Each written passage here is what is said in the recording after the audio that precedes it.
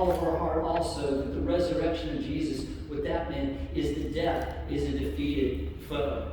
The death, we may face death, but it is a defeated foe. It has lost its sting. I love the story about the young girl that is in a boat with her dad, and there was a bee that was buzzing around and scaring the little girl half to death. So finally, he tried to shoo it away. The dad tried to shoo it away, and finally he couldn't take it anymore. And he just grabbed the bee in his hand and he let it go. And he said, "Sweetheart, you don't ever have to be afraid of this bee anymore because I took its sting." And Jesus Christ on the cross, he took the sting for us of death. And what death did to Jesus is nothing compared to what Jesus did to death, right?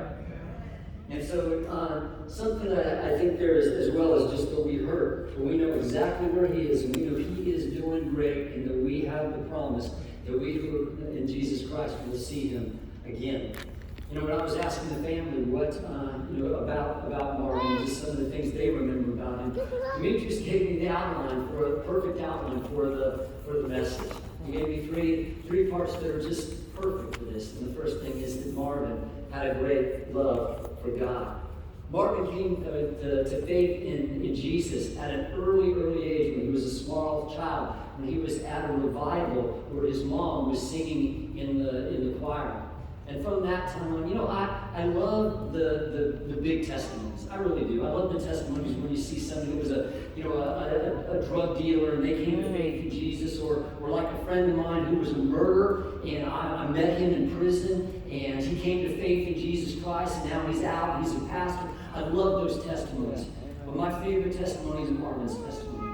That he came to faith as a young man and never had to wander from his faith. And he never had to prove, do anything to prove that he was a boogerhead or anything like that, and do stupid things to hurt his life or anybody else's life. He lived a faithful life from the time he was a small child to the time he went to be with Jesus. And something else is he was so faithful in this church. He was so faithful. He was always here whenever the door was open. He and Velma. And I'm going to miss looking over out there and seeing your spot and not seeing him there. But so faithful. He was always here. And he didn't just attend church. He served in church, wherever he was. And he talked about even when he was a small kid that he would sing in the choir, and that whenever anything had to be done, that he would be there to volunteer and to help. And when he was at St. Stephen's Church, when he and Velma attended before coming to Crossroads, he was a steward, he was a trustee, he was in the men's choir, and he was the superintendent of the St. Stephen's Manor. And he and Velma have been a member of Crossroads for 20 years, which is about 2/3 of the history of this church. And they have both served so unbelievably faithfully that they have served as ushers and greeters. And I'm telling you, when you want somebody to represent your church, as somebody, the first thing that they see, Velma and Marvin, they're perfect people. They both sang in the choir. He was part of the classics as well, and I could go on and on. And Marvin honored God with his life. In Matthew chapter 25, that Jesus tells a parable about a person who lived a life that made a difference in so many people's lives. And when he served all these other people, Jesus said, you were serving me. And he said, welcome, good and faithful servant. Enter into your rest, when he came to heaven. And those two words, I love those words because they're so perfect for Marvin. And the first one is good. It's kind of wild. One of the most important, or the best description you could ever give of somebody, or the greatest accolade you could ever give them, is one of the simplest as well. That was a good person. And when I say, man, they're a good man, they're a good woman, that's about as high a compliment as I can give somebody, because that means they're salt of the earth. That means they do it right. They're living a great and godly life. And that's exactly what Marvin did, just what was said before. He is so kind and so generous. And so he was just a good man. And he was also faithful, so faithful. I mean, he did the best he could for as long as he could to his God, to his church, to his family, to everything. And when God describes himself, so many times he describes himself as good, and he describes himself as faithful as well. So when we say somebody is good and faithful, we're saying they are an image, a picture of what God, our Father, is truly like.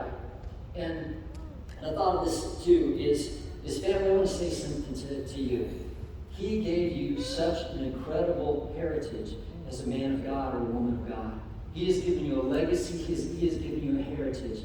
And you can do one of three things with it. You can ignore that heritage, you can squander that heritage, or you can live it out and then pass that on to the next generation as He is doing to you right now. And that's what I pray happens. Because I pray He gives you an example, first of all, to receive Jesus as your Lord and Savior, wherever you are. If you have not done that, to receive Him. And the other thing, to make the worship of God central in your life, not just something that's part of your life, but something that is absolutely central in your life. That worshiping God is not an addendum, but it is who you are and is what you do. And the other thing too is not just to show up to church, but also you use the gifts and graces that God has given you to make a difference in this world, to impact this world for Jesus Christ, to impact this world for His kingdom, to impact this world for His church, for His people, for this crying, dying, and sighing world that is all around us. And I say that to the rest of us. I say that we learn from His example of, again, what it means to be a man, a child of God. That if you've never given your life to Jesus Christ, a funeral, one thing it does for us is it reminds us of our own mortality. The death rate in this country is 100%. And if you go to another country, the death rate there is 100% as well.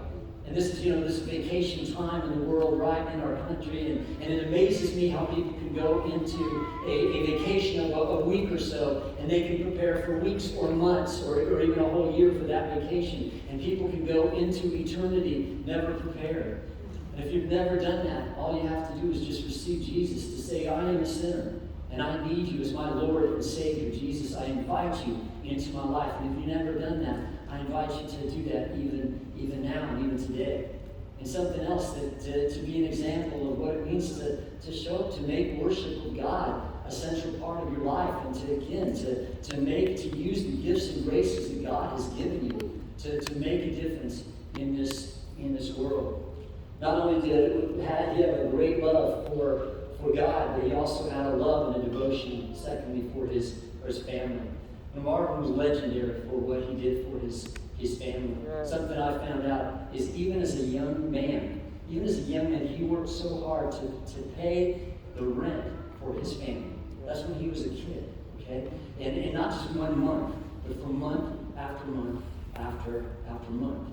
And something that I love too is he may have not known his biological father because he just up and left one day, never to return. But he made sure that never happened in his family.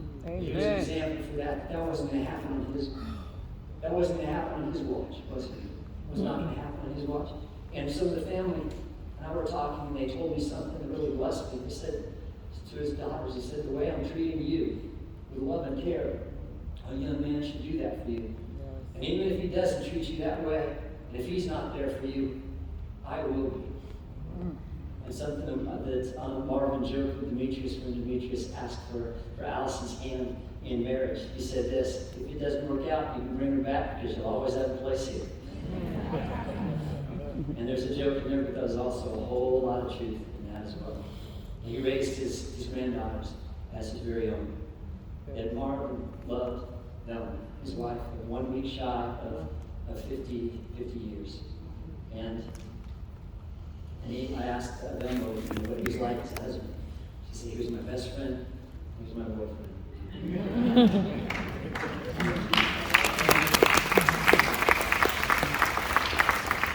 Sometimes, one thing you always know about Melanie is she is always dressed to the nines, right? As one good looking lady. And one thing that I did not know is he did some of the shopping for you, didn't he? And that's incredible. Most men cannot do that. And something I didn't know too is on Mother's Day, what he used to do is he used to get a lot of carnations. And he would get himself a white carnation in honor of his own mom, and he'd give everybody else red carnations in honor of them. And some of the things that he said too was this: make sure you always love your mother, and make sure you take care of each other. And y'all are doing a great job of that. The third thing is fellowship with friends. Not only was his home always open to his family, it was always open to everybody else. friends, neighbors, relatives. If there were aliens from space, he made room for them, right? And something else is he had a soft spot for kids and for youth. Always did. And something too, he didn't like to see any students left behind. I love this, that he wrote kids' acceptance letters into college for several kids. And they said this, he always made us sound like the poorest kids in the world, but we got good scholarships. And not only, this is just a microcosm of him, that he would not only take his own family to amusement parks, but he'd invite other kids as well, and they'd take vans full or bus loads full from the places that the apartments where he supervised. And Mr. Jackson was like a dad to many young people. I asked several people in the church what they remember of Mr. Jackson. And they said, first of all, that just again, kind, nice, was always there. He was always there with a smile on his face. Marvin was a hard worker. He was always there whenever the doors were open. He was funny. He always had a one-liner that made me laugh. And Jack Bauer, who would be here, would have given a testimony to this, but he was sick with COVID, stuck in Alaska. He wrote this, and I love these words. Marvin, Mr. Marvin, was a real friend, steady, solid, dedicated to his family as their Poppie. He was faithful to God and his church, and not shy about letting people know that his hope was in Jesus. He often called just to check in on us, concerned about how we were doing, even when his own health wasn't so good. And he always wanted to know how his girlfriend Connie, that was his wife, was doing. He lived in a house full of daughters and granddaughters and loved them all, even though, quote, they were always telling him what to do. He was their Uber driver. Marvin was just a wonderful, loving, caring man of God. The last time I saw Marvin before the 4th of July, he was in a tremendous amount of pain. But one thing I'm really, really happy at, the next time I get to see him, he's doing great. No cancer, no pain, no heartache, no anything like that. For the old order things, in that way. You know, he used to love going on trips, on road trips, and he called them great adventures. You know, you all saw beautiful places in this world. You saw some of those, and this country is filled with beautiful, beautiful places. And here's the amazing thing to me is that as beautiful as those places are, I mean, as beautiful as the Grand Canyon and Bryce Canyon and Yosemite and Yellowstone and all those places are, God said this about them when he created this world. He said, it's good. It's good. But Jesus said, and heaven is paradise. So think of this. If this is good, and that's paradise, it's like living in a garbage can, and what he's seeing right now in the greatest adventure we could ever possibly have. Amen. You know, Paul, the Apostle Paul, right before he died, the last words he ever wrote were this: I have fought the good fight. I have finished the race. I have kept the faith. And that is one thing that Marvin could absolutely say, and we could say about him. He fought the good fight. And especially in the last years when he fought cancer, he fought the good fight. He finished the race. There's a lot of people who start the race, but there aren't too many people who finish the race. And he always kept the faith, never wandering from it. And here's what I love too. He finishes by saying this: there is in store for me a crown of righteousness, which the Lord, the righteous judge, will award to me on that day. And not only to me, but also to all those who long for his appearing. And I love picturing Marvin getting a well-deserved crown of glory, crown of righteousness. And I don't know about you, but I'm not exactly sure what it is, but I want it, right? And I want it for every single one of you. So here's what we do. We live by his example. We learn from his example to finish strong, to finish from the start to the finish. To truly fight the good fight, finish the race, and keep the faith. Amen. Amen. Thank you. Marvin Lee Jackson Sr., known to many as Poppie or Uncle Marvin, was born on May 24th, 1936 in Durham County, Durham, North Carolina, to the late Louis and Lena Jackson. He was a graduate of Hillside High School, Durham, North Carolina, class of 1956. At the age of 86, he lived a full and blessed life and departed this earth in his loving home on July 4, 2022, surrounded by his loving family. After graduating high school, he relocated to Asbury Park, New Jersey to live with his grandmother, Lillian, Lily Jones, in 1957. He met his true love, Velma Loring Jackson, in 1960, whom he later married on July 16, 1972, just a few days short of 50 blessed years. He lived in Asbury Park with his loving wife for over 50 plus years before they relocated to their home state, North Carolina. He was affiliated with the church since a young boy. He attended Mount Calvary Church in Durham, North Carolina, where he served in the choir and on the usher board with his grandmother. After leaving Durham, he joined St. Stephen A&E Zion Church in Asbury Park, New Jersey, under Reverend O.G. Goodwin. He was a loyal servant on the usher board, steward board, in the choir, and many other duties in the church for decades. He was first employed with Walter Reed Theaters, Asbury Park, New Jersey. He was later employed with Dan Electro, Neptune, New Jersey, and MCAP in Asbury Park, New Jersey. His last lengthy employment was through St. Stephen A&E Zion over 30 years and retired in 1997. He was a pillar of his community, especially in Asbury Park, New Jersey. He was loved and respected by many. Marvin Lee Jackson Sr. was preceded in death by his birth father, Louis Jackson, and mother, Lena Jackson, stepfather, Richard Johnson, who raised him and married his mother, grandparents Frank Jones Sr. and Lillian Lily Jones, uncles John Jones, James Jones, Frank Jones Jr., Jack Pee Wee Jones, and Joseph Joe Jones, his sister Doris Tyler, first cousins Dilsey Evelyn Sparger and Zarek Joseph Jones, and cousins Barbara Sparger, Russell Washington, and daughter Linda Jackson.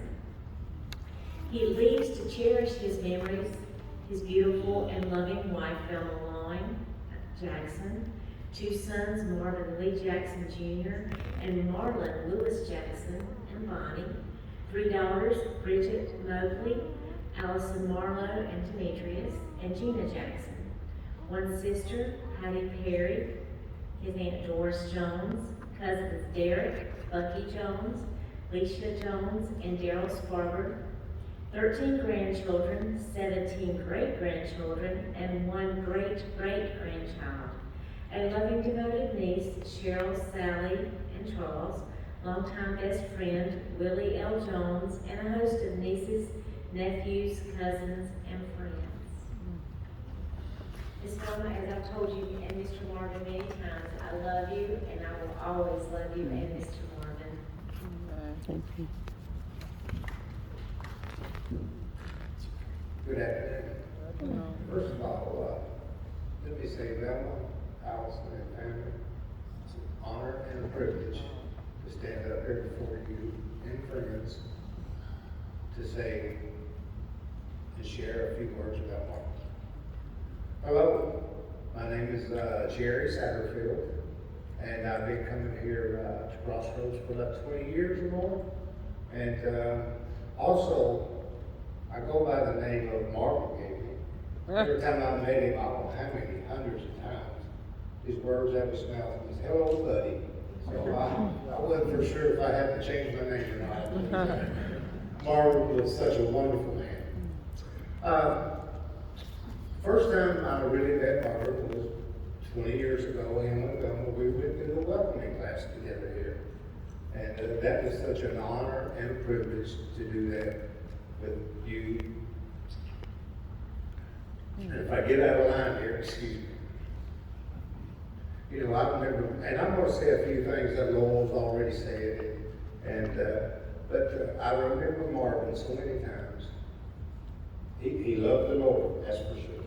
I'd see him up here singing in the choir with them. I see him at the front doors welcoming all visitors through. I would, ushers walking you down the aisle to your seat or whatever it may be.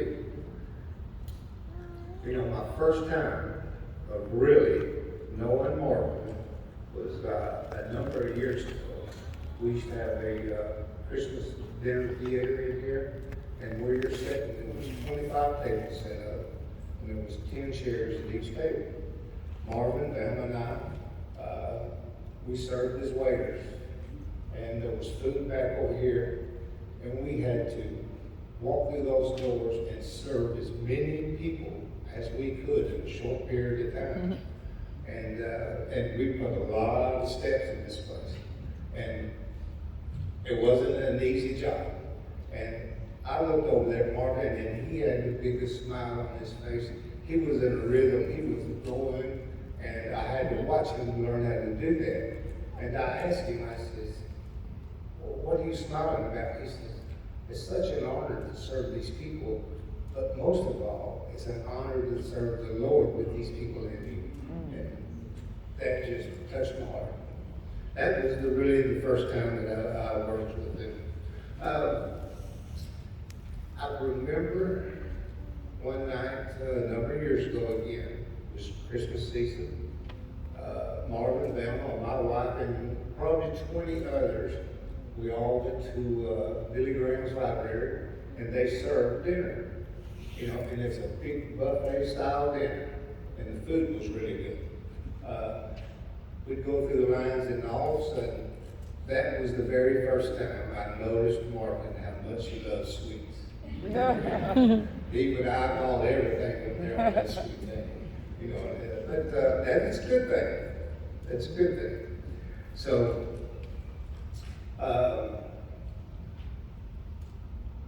next, we started at the classics.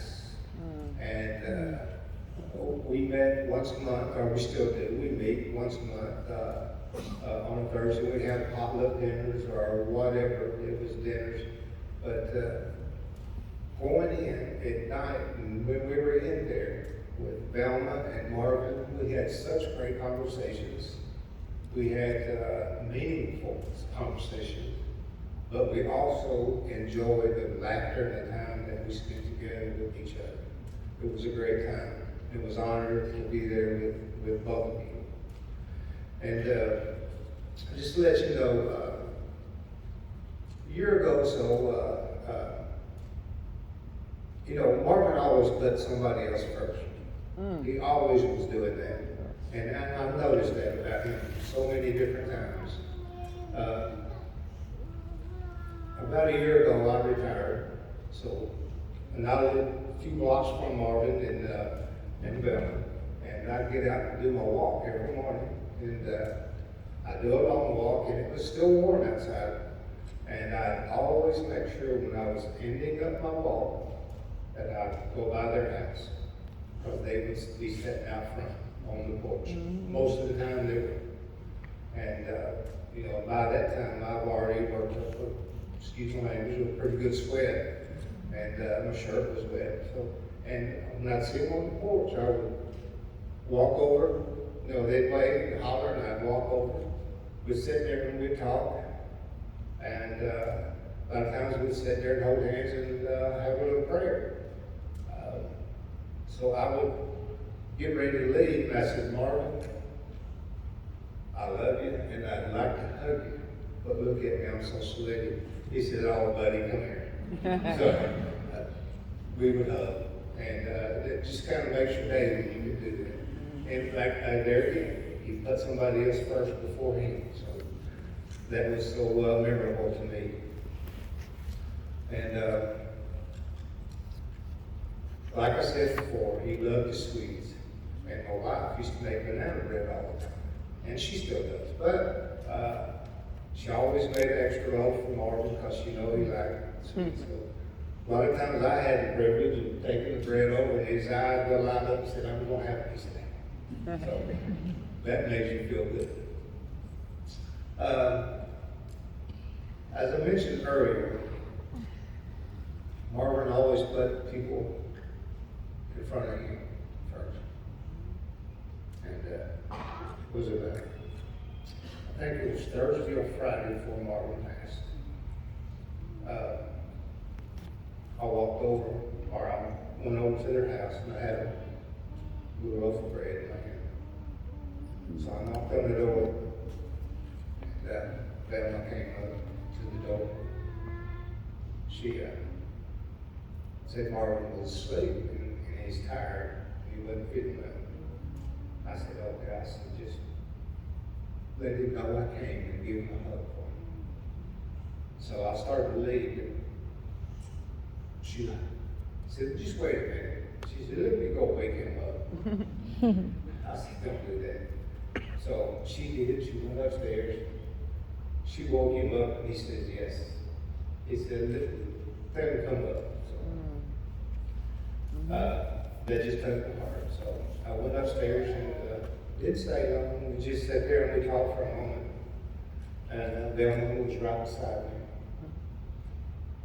So I asked her to hold hands. So we held hands and we sat there and prayed for him. And I just gave him a big old kiss on the forehead and said, I love you.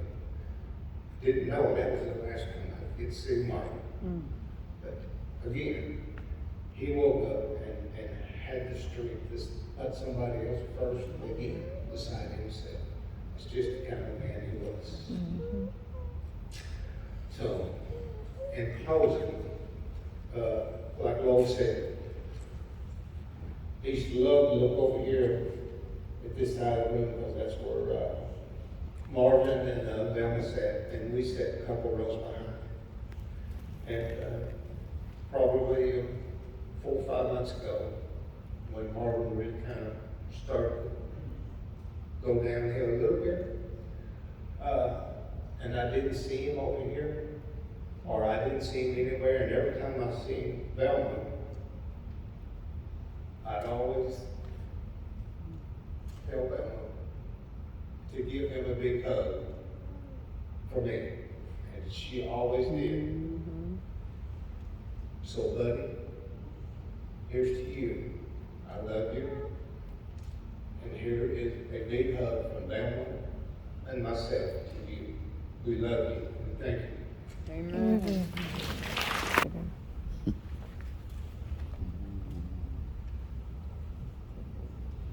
Good afternoon. There's a couple things I just want to say about Marvin Lee Jackson. In his younger days, you might know, you might not know, he was a basketball player.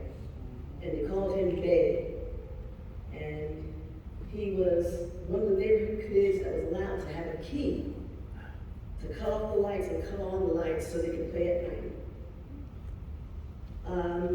There was a time when we were growing up, and my mom and dad loved to take these little trips. So we would get notes saying that they were going to be away. And at one point, I started calling them Let's and Go, because that's what they would be. If she said she wanted to go, he would take her. Let's and Go. That's another name that we had. Then we started having children. My sister started having children. My brother was having children. And my mother would come up with some great names. But the one that stuck the most and was the best was Yanni and Poppie. Children who didn't have an idea what they were going to grow up to be. They could always just say, let's go see Yanni and Poppie. My mother had this license plate in the back of her window of the car. And it would always say, let me tell you about my grandchildren. And she would ride around, and she had that for quite a while. And after a while, if you were like me, you would be like, enough, because I didn't have grandchildren, enough. But when he came here to live, the first thing he said was, I can't wait to be on the porch with my grandchildren. And I would kind of look at him like, well, my kids are not going to sit on the porch because it's hot, but it'll be great. And like you said, Pastor Law, he always thought of us first, and then him. And the days that when he was not able to drive around and we were taking, it was a great thing, great time to spend with him. So I just want to say this to you, that there's times when families sometimes can't get it together. But they always get it together when there's someone that's thinking about them before they think about themselves. And if we can reverse that, we'll be a better off place to live and a better off place to be with. On behalf of the Fleming family, the Jackson family, the Marlowe family, we love you for coming out and showing love for us by being here today. Have a good afternoon. Right. So if you're reading your program, this is time for reflections. If there is someone who wants to honor Poppie for what he's done for them, or how he shared his life with them, we ask you to keep it to 2 minutes, please. You just help the steps, you use the microphone, or if you're loud enough, you can just stand right on the floor. So we'll leave it to 2 minutes, so the total of 10 minutes, we'll leave it up to 10 minutes, and then we'll move to our solo. Thank you.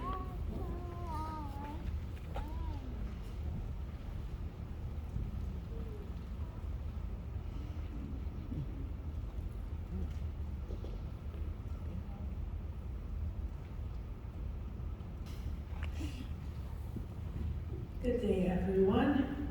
I trust that all is well. My name is Anita Wosu, Minister Wosu, and I'm a part of this lovely family. We go way back into the 1800s.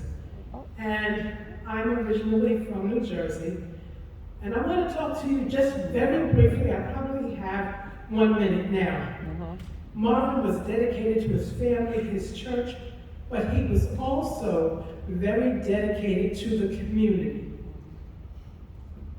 I would meet him sometimes when I was coming from work in the morning. We'd have coffee in McDonald's.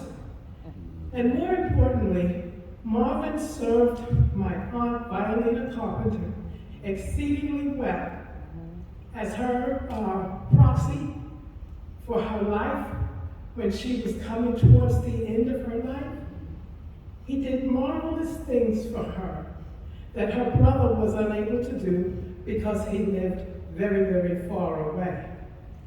So sometimes we know everything that someone does, but we don't always know the things that come to us in the middle of the night.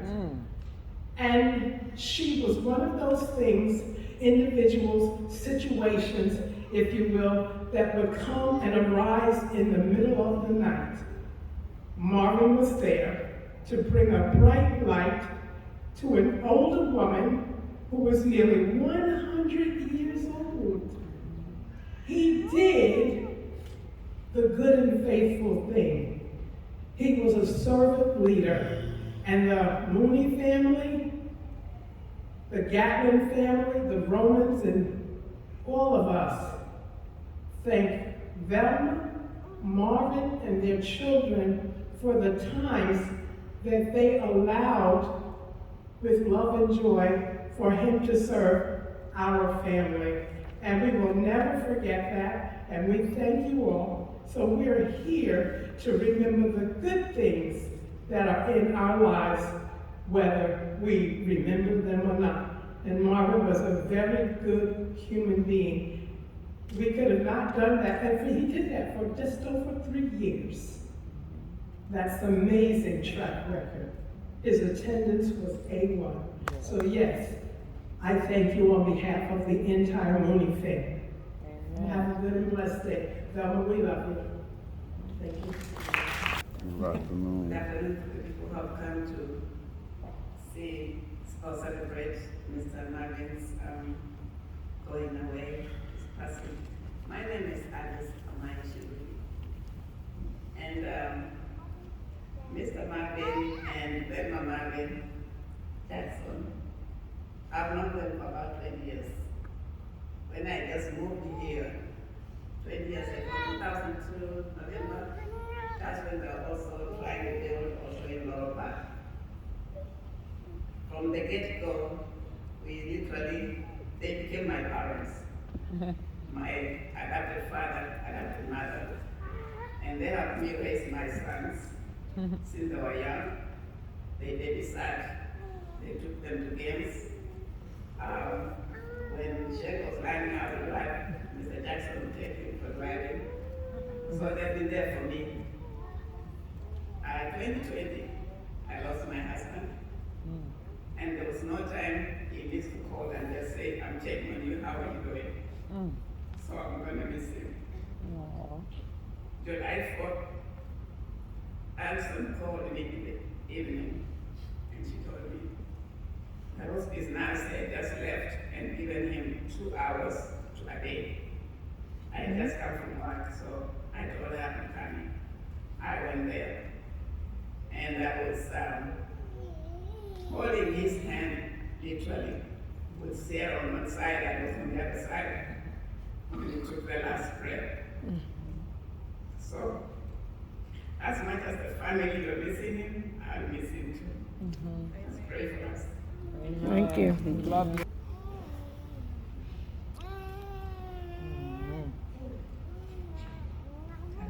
I had to say something about Poppie. I've known Poppie my entire life. I don't know life without knowing him. He was like a second dad to me. Gina is my best friend growing up, and Gina's daughters are my nieces, and Yanni is like another mother to me. And I just, and Diamond is my goddaughter. And so I just want to say that I love Poppie and I miss him, and you guys were so blessed to have such a wonderful dad. He was an amazing person. I was one of those kids that would go on trips with him to great adventures and meet all these different people, and he was just amazing. He was such a patient man. He always had a wonderful sense of humor, just a great man in the church, and he's going to be missed, but God is going to comfort you guys. And I mean, there's so many people that don't get an opportunity to have such a wonderful dad. Was he perfect? No, because no one is, but he was amazing. He was an amazing man. And Johnny, we love you. I could, many times I would come for his birthday, and it's amazing how we grew up in Asbury Park, and now I live here in the South with him. That was one of my favorite things, to get in the car and drive 3 hours to come visit him. That was never too much for me, because I love spending time with you guys. Yanni, we are here, we love you, and we're praying for the family. Gina, I love you. Thank you, Judy. Hello, everyone. Hey, Chuck. My name is Charles Chuck Timbers. I've known, let me tell you about Mr. Jackson. I've known Mr. Jackson for about 50 years. We talk about trips. He took me to my first Major League Baseball game. Mets versus the Reds. I'm a Mets fan to this day. But let me tell you about Mr. Jackson. One day, I was in 5th grade, and I lived in Stephen Manor, apartment F3, right across from the laundry room. And I was on my way to school, and I didn't like to comb my hair. And Mr. Jackson was standing there. He was like, well, where you think you going? Mine hurt, so I'm going to school. He said, no, with your hair looking like that. So he put me in the headlock, whipped out his Afro comb, and he just, I think I used to do that before, but my scalp was on fire. And I had tears running down my eyes. But I never went to school with a nappy head again. I never walked out of the house with a nappy head again. Wow. Mr. Jackson was he was a kind man. What he taught me, he never raised his voice. He was just smooth. And because the big dog ain't got a bark, right? The lion don't got a roar. You know who the big dog is. And that was Marvin Jackson. Taught me a lot. I want to miss him. I love you guys. We love you too. Family. And I was just blessed to know. Great man. God bless you guys. Love Thank you. Chuck.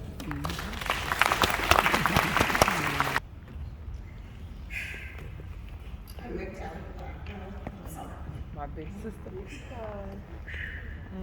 Okay. I met Bridget when I was 9 She's my best friend forever. And I met Uncle and Uncle Marvin. You? I too have been on some of those trips. But I had nowhere to live there, to. And I slept in Bridget's room while she was away at college. We lived in a little crib in here for my son. And a bed for me to sleep in, and it took good care of me and my son. And named Jamil. His son is Jamil. Jamil Lee. And they couldn't keep Uncle Marvin's middle name. Oh, I never knew So, that. after I did that in honor Wow. to the family, and I love you guys so much. We love you Love too. you too. Love you too. Opened your home up to me unconditionally and allowed me to live in your home. And I had a key.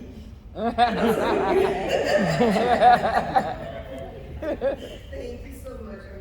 I love you. We love you, Nick. Love you, Yeah, like yeah. that. Where they sit? Oh, that's Christine. Just wanted to say that Uncle Marvin was a wonderful man, and him, Uncle Marvin and my grandmother were cousins. It was always my mom, my grandmother, and Uncle Marvin. I recently lost my mom, but Uncle Marvin made his way to the hospital. This was in the last 3 weeks. And he held my mother's hand. And he just told her that he loved her. And when I said that we were making a decision to let her go, Uncle Marvin, see, I remember Uncle Marvin back up there. He couldn't even really walk. He was very sick, but he made his way to hold my mom's hand when we took her off the ventilator. So I just want to say that I love you, Uncle Marvin. I love you, Yanni, and I love you guys. And thank you for being by my side when I need you guys. We love I you. love you. Love you, guys. That's Marissa. Hey, good afternoon, everyone. My name is Marissa Smith, and I am a cousin of the Jackson family. I am kin to them on cousin Velma's side. So like granddaddy Youngs, all the Youngs, all the Young family reunions, that's how I'm kin to them. And I just wanted to come here and briefly say that when I was a little girl, Melvin Bud Smith, that was my papa. He passed away when I was really little. And around the same time that he passed away was when I was introduced to cousin Marvin. And growing up, after my papa passed away, I didn't have a biological grandfather that was living that, had that role for me. So cousin Marvin became my papa too. Because I didn't have my own puppy, and so I am so grateful to you all for sharing him with me. I just remember I would love when I was that Lincoln Town car driving around town because I knew exactly who was in that car. Oh my goodness, so many memories in that Lincoln Town car, so many memories, with my cousins Empress and Diamond. And at that house, I'm like, oh my gosh, that, y'all's home is just so unforgettable. So I just appreciate y'all for allowing cousin Marvin to become my puppy too. And for cousin Bowman to become my dog too. My grandmother passed away more recently in 2017. And cousin Marvin and cousin Bowman got the chance to meet her a while back before she passed away. And she remembered y'all for a very long time. And she appreciated y'all so much. So I am so greatly appreciative of y'all's inclusiveness when it comes to people that are not within your own immediate family. That inclusiveness runs so deep, and I appreciate that so much. So thank you for sharing that love and that kindness and that inclusiveness with me and my family. Love you. Yeah. Wow, I never knew. Praise the Lord, everybody. Praise the Lord. Praise the Lord, everybody. Praise Praise the Lord. Praise the Lord, everybody. Praise the Lord. To Pastor Lord, to Brother Love, and Bass, for giving us a good tour of this great house of God. To all the members, and especially to Ms. Velma Jackson,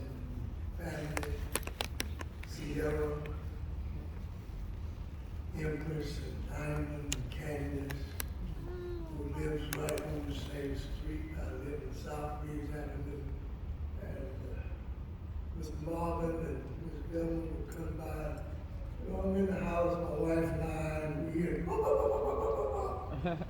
and they're blowing their horns as they go by to let us know that they were coming by and going to see Candace. And I realized that Candace lived on South Breeze. And I thought about Sister Eleanor Butler, who you were trying to contact me, and I'm sorry that you couldn't reach me earlier. And I thought about Mr. Marvin and Ms. Velma. Many times you invited me over to the house, kept letting me sit down, my wife and I, we would eat a very delectable and luscious meal, and we would get down to the point of having something sweet to eat. And Mother Velma would pull out this fruit cake. You know. A lot of people don't like that fruit cake too much now. But my wife and I would love Mother Velma would pull out that fruit cake, and that would just, you know, a spot, you're trying to reach that spot. You had a good meal, but you had to have something sweet to top it off. And that fruit cake was just it. And Mr. Marvin would always call me buddy. You see, I was pastor. My name is Dr. Johnny P. Henderson, and I was the pastor of this family for 5 years at Christ Memorial AME Church when they came here from New Jersey. And he was serving on the usher board, singing in the choir. Mr. Marvin and Mother Velma would come marching down that aisle, so proud. You know, it just made me so happy. Every now and then, Pastor Lanny, he would say, buddy, you doing all right? And I can never forget the last time that I was on my way to work at Livingstone College. And I'm an associate professor there, and Sierra was getting ready to graduate, and they were trying to hold her up some kind of way from graduating. I said, oh no, sir, that won't happen. And he said to me, he never let me forget, he said, buddy, I want to appreciate you for what you did for Sierra at Livingstone. And she graduated with honors. And then lastly, I thought about when I was at work and my wife called me. I couldn't get from Salisbury. She was shopping at Steinmark or somewhere over here at the mall. And she called Mr. Marvin and said, Mr. Marvin, could you come and please drive me back home? I don't think my husband's going to make it on time. And he said, oh yes, that won't be a problem. I'll be glad to do it. And he and I drove up about the same time. I don't think I can make it, but he was driving up the same time to pick my wife up to take her back home. And I thought about Mr. Marvin, and many times Mr. Velma invited me to family reunions, and we were at the Golden Corral, and I met some of you guys. Just blessed my heart. I said, this is a loving family, and how, as you said, Pastor, he loved his family. He was proud when I said to them, I said, you got a legacy. He's left you a great legacy. Take hold to it and keep it and make it grow. And I thought about, lastly, a poem, The House by the Side of the Road, and I'm going to sit down. And it says, there are hermit souls that live withdrawn in the place of their self-content. There are souls like stars. And I thank you, Brother Bass, for sharing that with Mother Adele. The stars that dwell apart in a fellowless firmament. There are pioneer souls that blaze their paths where highways never ran. But I thought about Mr. Marvin. But let me live by the side of the road as they set out on the porch many times and be a friend to man. Let me live in a house by the side of the road where the race of men go by. The men who are good and the men who are bad. As good and as bad as I. I will not sit in the scorner's seat or hurl the sinner's bag. Let me live in a house by the side of the road and be a friend to man. I see from my house by the side of the road, by the side of the highway of life, the men who press with order of hope, the men who are faint with the strife. But I turn not away from their smiles nor their tears, both parts of an infinite plan. Let me live in a house by the side of the road and be a friend to man. I know there are a brook, gladdened meadows ahead and mountains of wearisome height that the road passes on through the long afternoon and stretches away to the night. But still I rejoice when the travelers rejoice and weep with the strangers that mourn, nor live in my house by the side of the road like a man who dwells alone. Let me live in my house by the side of the road.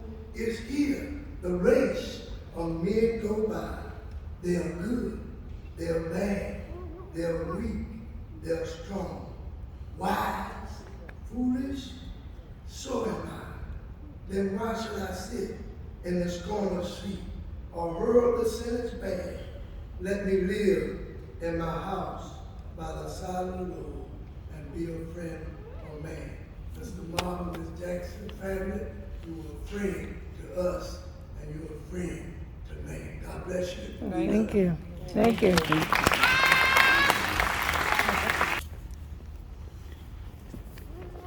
Teach me how to love you. Show me how to trust you. More than with my words or with a song. No, it's not that easy to live life down on my knees. But with faith I know I'll carry on. There is more to see than with my eyes, and fear sometimes can leave me paralyzed.